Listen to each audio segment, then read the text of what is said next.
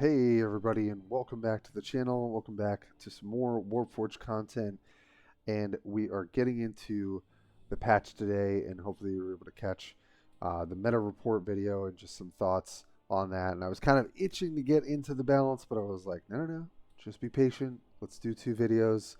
It's going to be better because I have so much I always want to talk about and think about when it comes to this game. So if you didn't catch that, feel free to check that out in the links in the description. But other than that, thank you as always for the support, the likes, the subscribes. It means a lot. Really trying to grow the channel, especially this year, and hit past that 500 mark and move on the way up. So appreciate everyone who's been contributing to that. So we went over a lot of data. Hopefully someone got something out of that. It was maybe a little bit of me getting up on my soapbox at certain times, but let's really talk about the balance changes that we're likely to see, right? These are not implemented yet. I'm recording as of March 6th. They are not going to be live probably until maybe early next week. That's kind of how it's tended to sync up. So what can we prepare you for, right? I also put out a video a few days ago about my top meta decks. Is that changing? Is that not? We're going to see. I have read through these a little bit, but honestly I haven't done a ton of just thinking about them because I do like to come relatively fresh to it. But I will say there were some right off the bat I was not surprised by. So let's dive right into it. And of course, top of the order here, we've got the Ultramarines and Uriel Ventress getting remove the ability, start with an extra card. So it seems like with a little bit of the adjusting of the Ultramarines after a series of nerfs, right at the beginning of early access when they were boasting a really, really crazy win percentage, that they wanted to give at least Uriel a little bit more power, right? And I do think that it's nice to have some sort of aggro deck in the format. However, I will say I get that people are probably tired of seeing Uriel.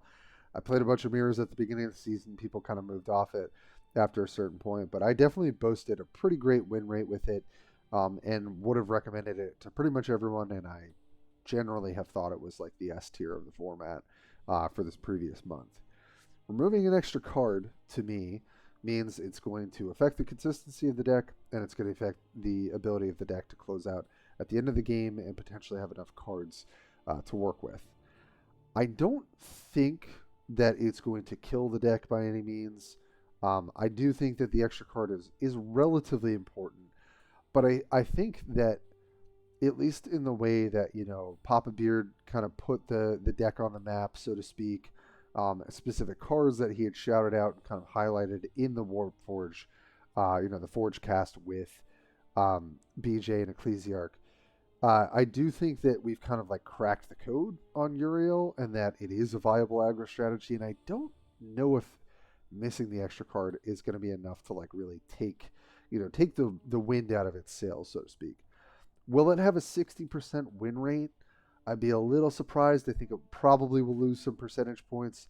I think it will probably struggle into some of the decks that have the best ability to either compete with it in aggression or have enough tools in the late game to kind of outlast. But I wouldn't move off of Uriel.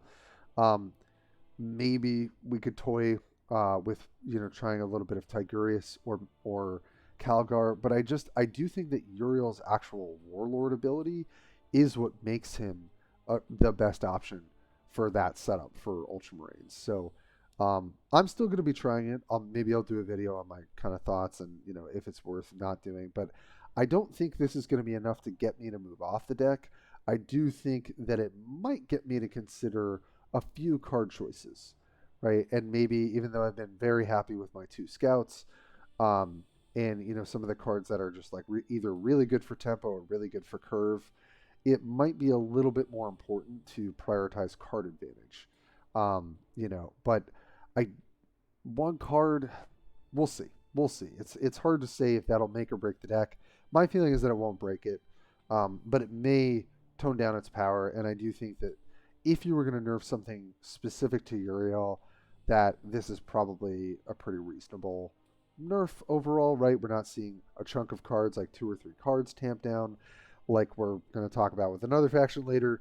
They're just removing a little bit of the consistency, a little bit of the power from the deck, in a way that I don't think like hurts your ability to play Ultramarines, right?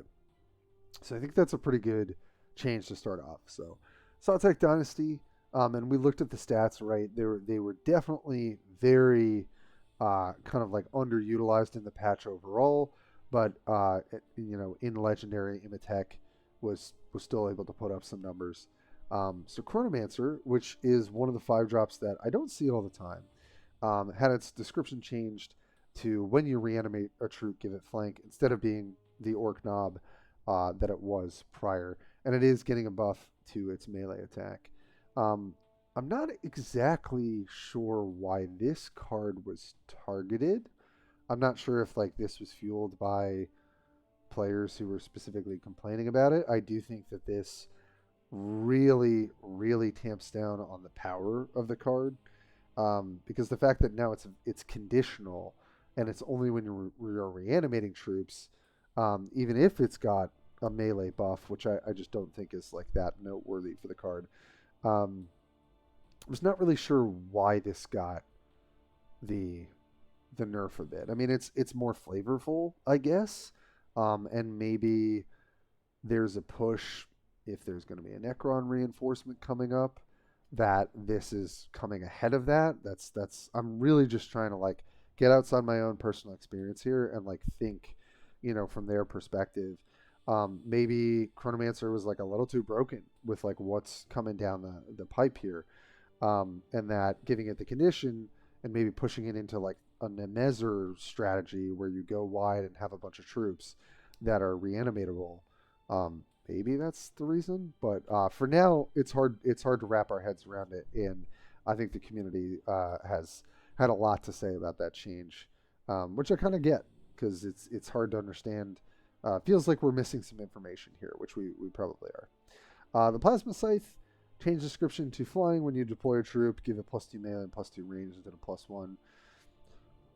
I think it would be interesting if this was enough to move the needle, but I don't think that it is. I think Frenzy is a pretty large drawback, especially when we think about aggro decks that are just like answering what you're doing at many different points. Like the fact that your deck has RNG and your opponent's doesn't, and potentially is on a similar power level, just means that you're going to lose more games than them, right? So I think Frenzy might need to be reworked, to at least give some level of predictability. I think some people have said like it will prioritize certain things over others. I'm actually not terribly clear on that. So Necron players, you can get at me in the comments here, and let me know if Frenzy is in fact random. But I just think like again like it's cool to have this identity. I do like the Necrons that have these like crazy melee weapons and like they're terrifying and just trying to claw their way at you. I would like for there to be some sort of Necron aggro strategy. I think that would be really sick, because they're completely pushed into this kind of like control, role, which I don't think is necessarily what they have to be. So it does feel like this is a sort of like step in the right direction. Is it going to move the needle enough for people to actually try it? Probably not. And I would say Ghost Dark getting a little bit more healthier too. I don't think that's really going to change all too much. I mean, once you get to like 8 health, I don't think that 9 health is all that different. But for certain breakpoints, it might be. So maybe the Plasma Sight with some other stuff that's coming up. And I kind of would love to see like a little bit of a more diverse identity for the Necrons. Maybe Plasma Sight is going to fit into that. Who knows? But these are definitely what I would say like kind of lackluster buffs for Necrons, and then what feels like a pretty noticeable nerf. However, we'll see. We'll definitely see. If this is in anticipation of a potential reinforcement drop, because that's something I'm thinking about now, because I do think that EG factors that into their changes. So yeah, that's the Necrons. Let's move along to the last 2 factions that are getting targeted for either nerfs or buffs. It's been a long day, folks. Sorry about that. For the Eldari, I I didn't want to say it in my last video because I was like, well, then I'm gonna fully spoil it. But I had a very strong feeling that the Hemlock Wraithfighter was going to be nerfed. Why? Because if you go to the top of the curve and you pick something that's a powerful card, but it's on 8, right? Which the Hemlock Wraithfighter is. If you nerf that, it's not going to make the deck fall apart, right? It's going to maybe hurt a little bit of late game consistency. It's going to hurt, a pretty potent card, but it's on 8, right? So like to say that that's going to make the deck unplayable would be really disingenuous, and it just does a pretty decent job of toning it down. One of the things I didn't love about the Ultramarine nerfs early on is that some of the like 3 drops or 4 drops or 2 drops had their stats changed, whereas I think it was more important to hit kind of more of the role player like top end cards first and see if that was enough to change the power level. Because when your late game options and win cons, later in the game are changed, the consistency of the deck doesn't change, right? And the sort of like general power level of the deck only changes a little bit, but it's noticeable on those particular cards. And so it just feels like there's a way for you to craft strategies around that. There's a way for you to still take advantage of the overall power of the faction. So the Wraithfighter, I do think, as a Uriel player, literally this is the biggest card that I was worried about every single time. I think probably quite a few other factions have to worry about that always coming on turn 8. Going from Blast 5 to Blast 3 is a noticeable change. It does mean that it's going to hurt the consistency of the deck. I would say more than anything, hurt the power of the deck. But again, I would not say that this is going to kill Eldari. I still think that the card is in a really good position for how the best Midrail decks are constructed. So I don't think the sky is falling. I want to say that. I think this is a relatively measured approach. I think if they had touched some of the, whether it was the new strike, like the Striking Scorpion buff, or they had touched some of the, the Banshee or something that's really important early, I feel like that would feel a lot worse than, okay, my 8 drop is not as busted as it once was, right? But we'll see. I could be wrong on that. Let me know what you think. This is a great video for you guys to just be like, Tim, what are you talking about? Because I do get things wrong, and I'm just giving you my 2 cents as someone who plays this game far too much. For the Vengeful Wraithblade, lowering the melee attack from 6 to 5. I'm glad that they didn't touch the health, and I'm glad that they didn't touch the armor.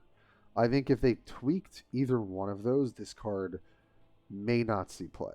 But going from 6 melee attack to 5 as a 5 drop, I don't think is the most noteworthy thing, right?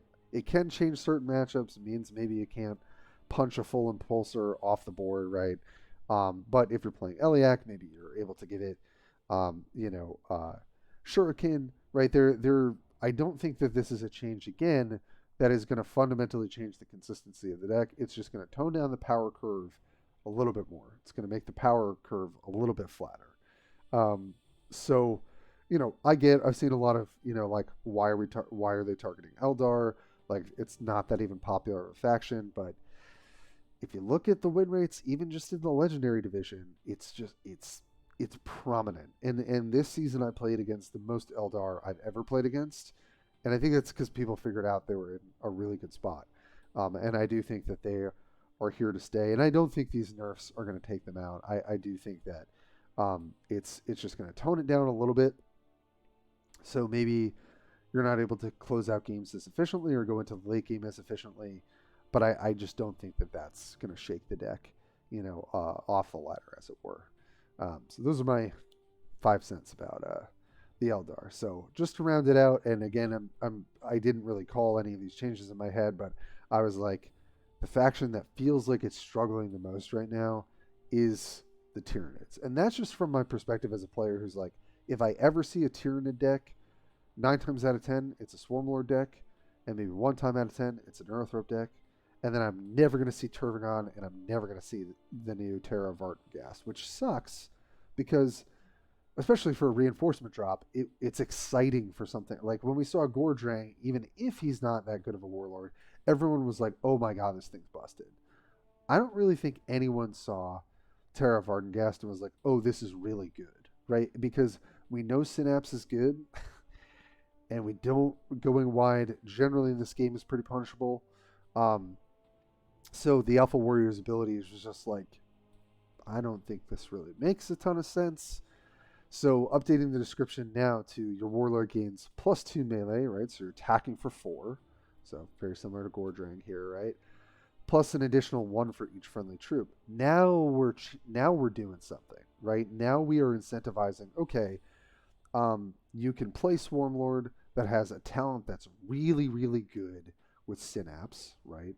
Or with, just dropping a big unit, giving it stealth, pumping it the next turn, or pumping it that turn and the next turn. Now you're giving the Tyranids a little bit more diverse of an identity where maybe they do just play a straight beatdown deck. Now, still think Swarmlord is probably the best option for any sort of Tyranid kind of beat down, go tall strategy, right, with Synapse. However, I will be trying this out when and if I get another legendary to pick up the Terra Vardengast. Because now we're changing the math a bit, and maybe being able to attack for 4 plus additional damage is enough to go, you can have huge swings with your Warlord if you play it right, if they don't have the right pieces. That maybe makes it much more competitive than it used to be, and maybe even comparable to Swarmlord. So honestly, I think this is a great change. I'm looking forward to Tyranid players getting, more of their day in the sun. Speaking of which, Tervigan's talent is now going to go to 0.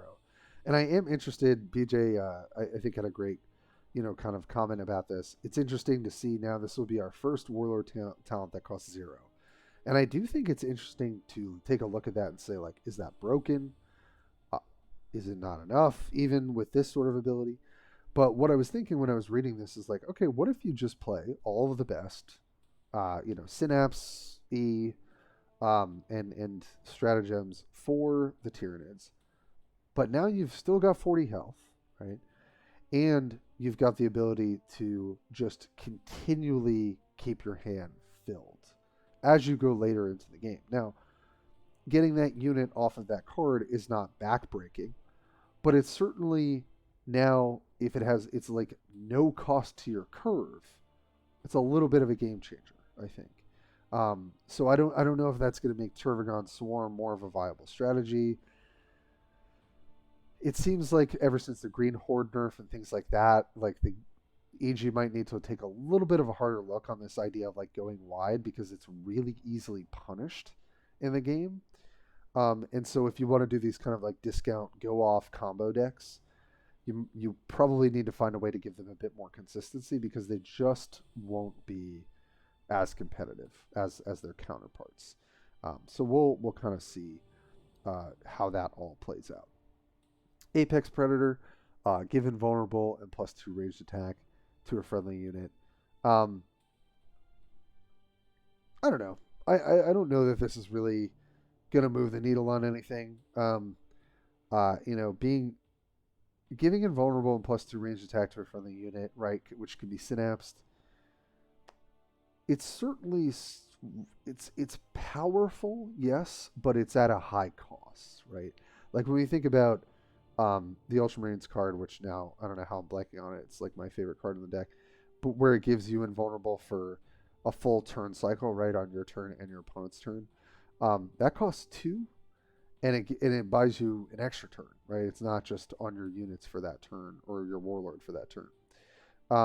So there's drawbacks and there's benefits, but I don't think people were running that card before, and I don't know that +2 ranged attack is gonna be enough. So I'm not sure Apex Predator will really make the cut here. Now, for Hardened Biology, changing it from, I think it was just armor, right, to give 2 armor and +2 health to a friendly troop. Now we're talking for the Synapse decks, right? That's a pretty huge bump.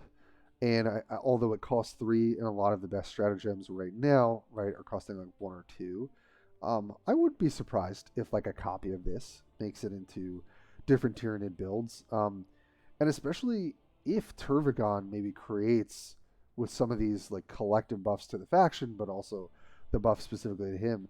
Maybe we'll have sort of the Gazcol control style with Turvagon, right? Where you can buy enough time and have these crazy setup where like, okay, now you've got these units with armor and health and Vanguard or stealth, to then set them up, to just be like, kill your opponent or be an impenetrable, sort of barrier for your opponent. Hardened Biology might see some more play. And I think that would be interesting to see, a little bit more diversity in some of the stratagem packages for Tyranids. So I think that's a very reasonable change. Winged Tyrant. It's funny because I think people have always talked about this, right? Change description to Synapse, Flying, Rally, right? As it comes into play, your next stratagem costs 0. I just, unless you're playing a card like Rock Invasion, which there aren't many, right? There's really just Rock Invasion, and then there's the Chaos one that's like okay, right? Which I'm blanking on right now. Why are we running a 9-drop flyer that like? Okay, I guess we could give it flank the turn it comes in or something like. And yes, it does have Synapse draw a card, right? So like you can. It's just like, is that good enough on 9 energy? Just probably not, right? And like I don't think we're gonna see Sicarius, played in Ultramarines. I don't think we're gonna see, Iskander, right, in Chaos. It's just these cards are gonna need some more touching up. I think when we get into the 9 range, and Rock Invasion is kind of off on its own, and the Chaos one as well, because you're just getting so much value at 10 energy. 9 energy still needs to give you quite a lot of value for you to run it in your deck. And I don't think that this is going to be enough for the Winged Tyrant, right? So, again, I like their statement at the end here, right? These changes aim to foster a more diverse and balanced meta, allowing more warlords a chance to shine in the battlefield. Remember that this update is not live yet. So obviously subject to change, right? Don't want to just sell you guys on like here are the concrete changes and get ready, get your Tyranid, engines ready and abandon all hope for Ultramarines and Eldar, which is definitely not what I'm saying. So we'll see how it all plays out. I do think that generally I like the focus on the buffs for Tyranids. I'm a little worried about Necrons. Like I think they're starting to get to this point where like they're getting into a little bit of trouble.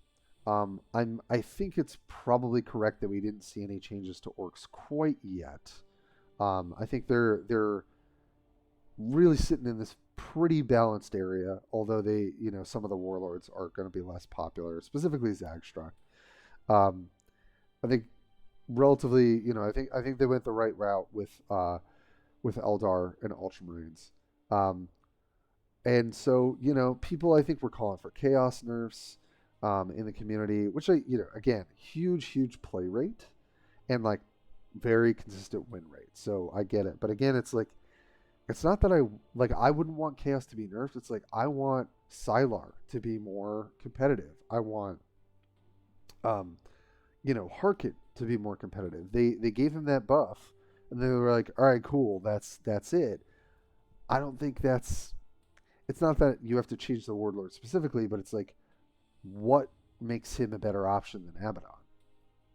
Kind of nothing, right? Like Abaddon just does have, they have different, benefits and drawbacks, but overall, when you have this one warlord being the poster child of a faction, I don't think that's where we want to be.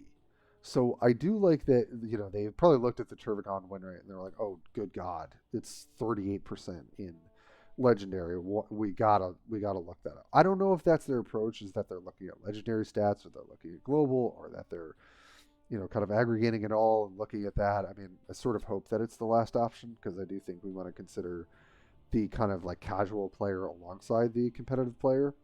But as a competitive player, I will say I think these changes make a lot of sense.